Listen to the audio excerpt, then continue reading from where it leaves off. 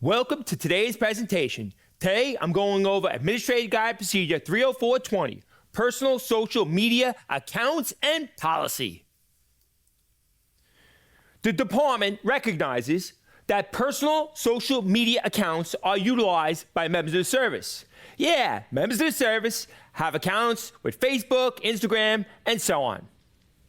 As such, members of the service who post, transmit, share, disseminate, and or comment on content via their personal social media accounts must do so in strict compliance, I repeat, in strict compliance with the provisions contained in this procedure and the rest of the department manual. That's right, you must comply with these guidelines or else. Member service who violates this policy will be subject to disciplinary action up to and including dismissal. There's the or else. You could be fired if you violate these social media guidelines. Then they provide us with two definitions. The first one is social media, a category of internet-based resources that integrate user-generated content and user participation. This includes, but is not limited to, social networking sites, photo and video sharing sites, wikis, blogs, and websites such as Facebook, Instagram, Flickr, YouTube, LinkedIn, Snapchat, and Twitter. And the second definition, the personal social media account. A personal account established by a member of the service with a third-party provider, example, Facebook, Instagram, Twitter, that is not officially affiliated with the department. Yeah, the key word here is your personal social media account, your Facebook account, your Instagram account, your Twitter account. This does not include the department, their social media accounts. Your personal social media account is the one that you create. And in addition, social media accounts established or administered by members of the service for fraternal or charitable organizations, off-duty employment, civic or community organizations are also subject to the provisions of this procedure. So, if you have a social media account for that fraternal or charitable organization, off-duty employment, a civic or community organizations, you must also comply with this procedure. And now the procedure begins. And they're going to provide us a total of 10 specific guidelines that you must comply with regarding your personal social media account. When a member service uses a personal social media account, he will not post, transmit, share, and or disseminate. Let's stop right there for a second, because the first 6 guidelines that I'm going to go over repeat that. It's always, the opening statement is always, do not post, transmit, share, or disseminate.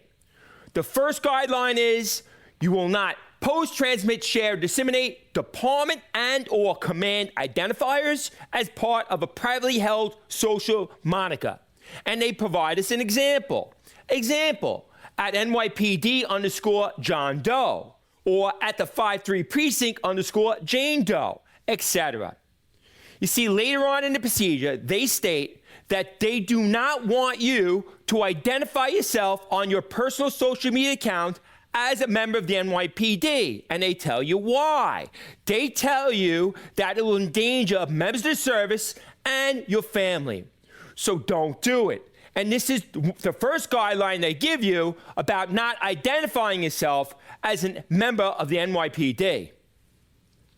The second guideline for do not post, transmit, share, or disseminate.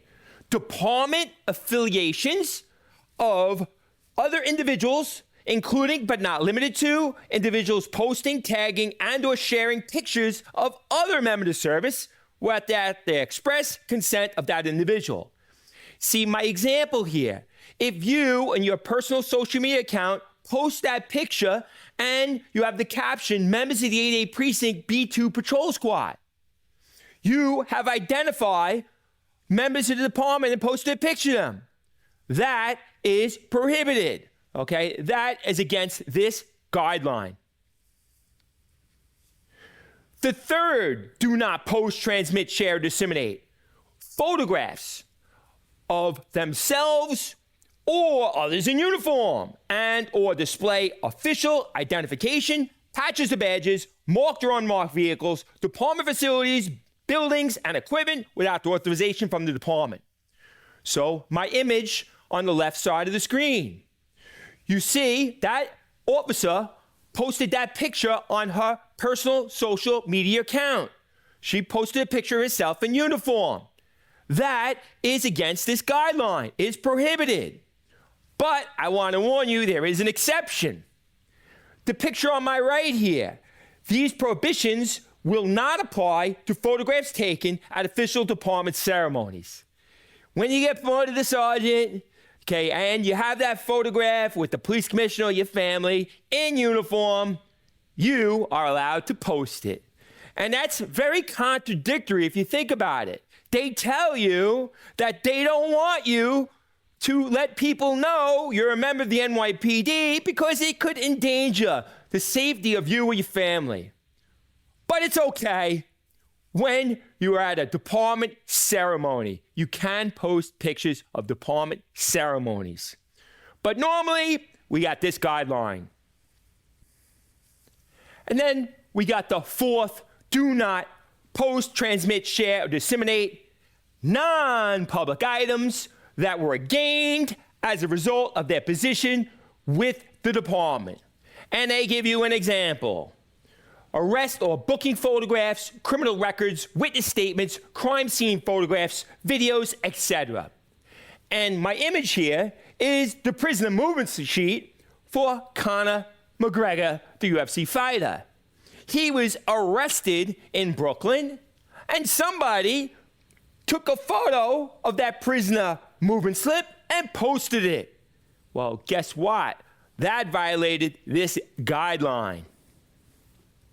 And the fifth, do not post, transmit, share, or disseminate any content involving discourteous or disrespectful remarks in any form pertaining to the issues of 1, age, 2, ethnicity, 3, race, 4, religion, 5, gender, 6, gender identity/expression, 7, sexual orientation, and 8, disability.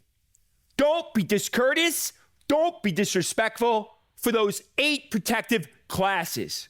Can't post, transmit, share, or disseminate any discourteous or disrespectful remarks about those protected classes. And the sixth, do not post, transmit, share, or disseminate any content advocating harassment and violence. Period. Very simple statement. Any content advocating harassment or violence. Prohibited. Now, we're going to change for the last 4 guidelines. The next 4 guidelines state you will not engage in any type of social media contact.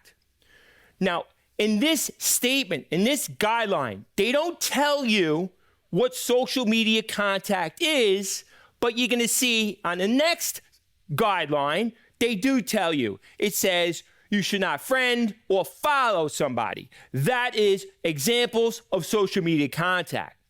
So here, this guideline says you do not engage in any type of social media contact with any individual or organization advocating oppression or prejudice based on ethnicity, race, religion, gender identity expression, sexual orientation, and or disability.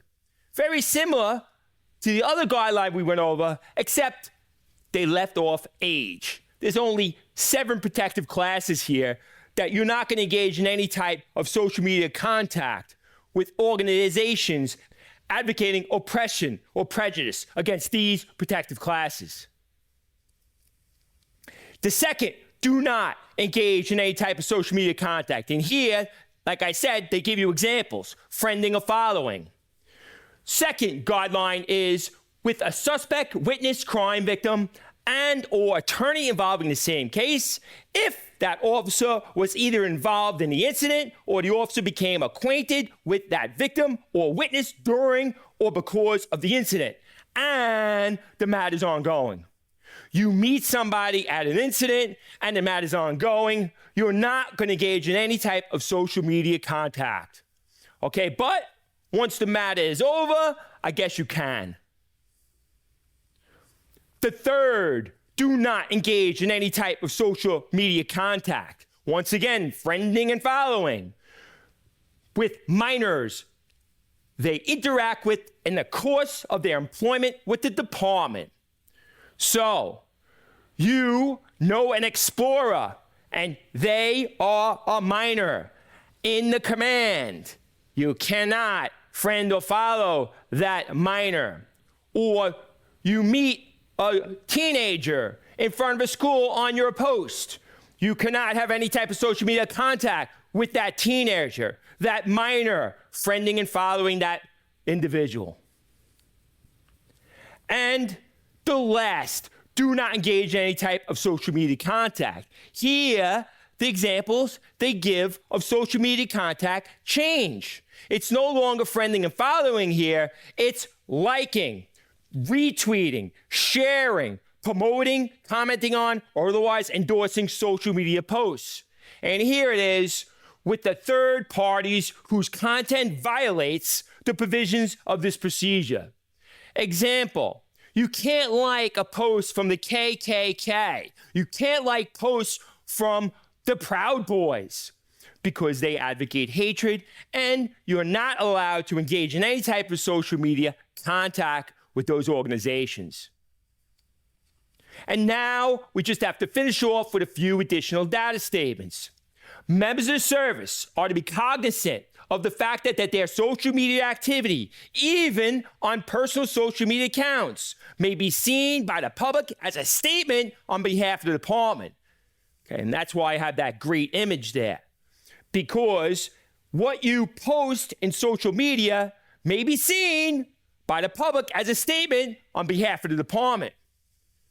Any activity that can be linked to a member of the service is a reflection of the department as a whole.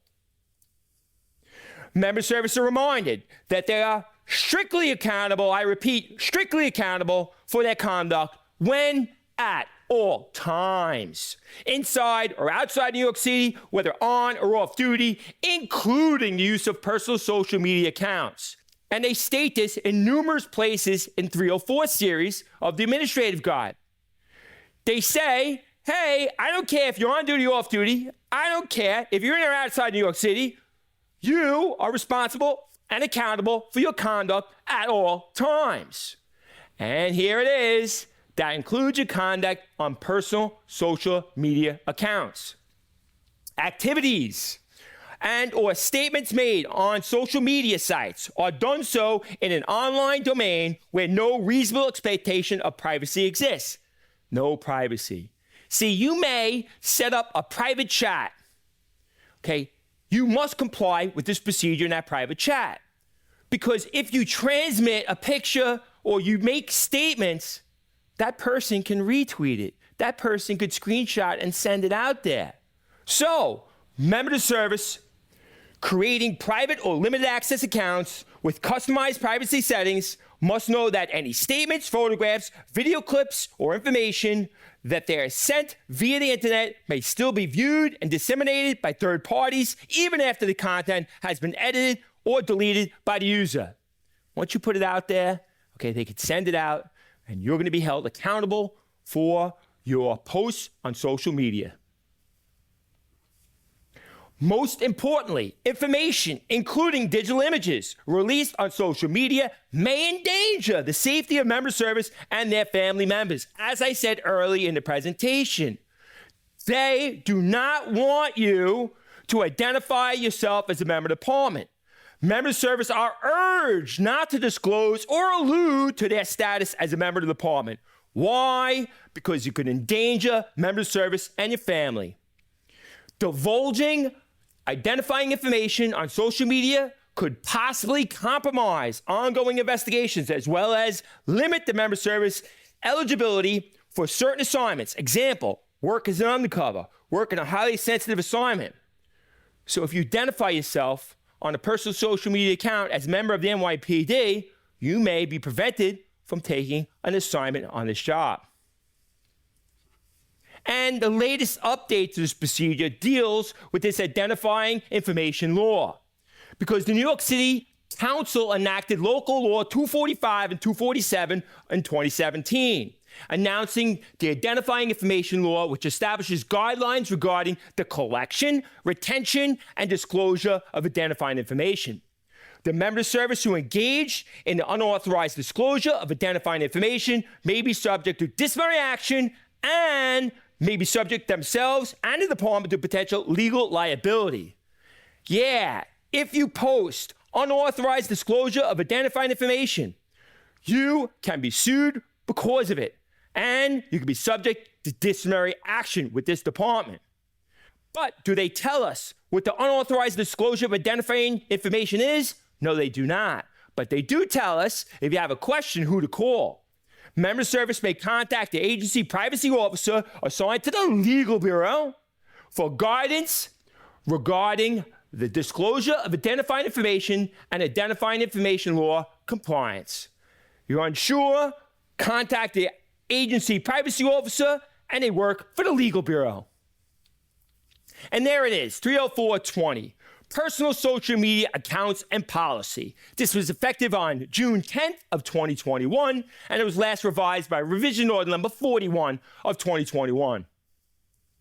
My name's Mike Yanisik. You have any questions, comments, or concerns, feel free to email me at mike@elitestrategictraining.com, or you can email my son Connor at connor@elitestrategictraining.com. Or you can call us on our cell phone at 516-761-9101. Keep studying, stay focused, and stay motivated. Until next time.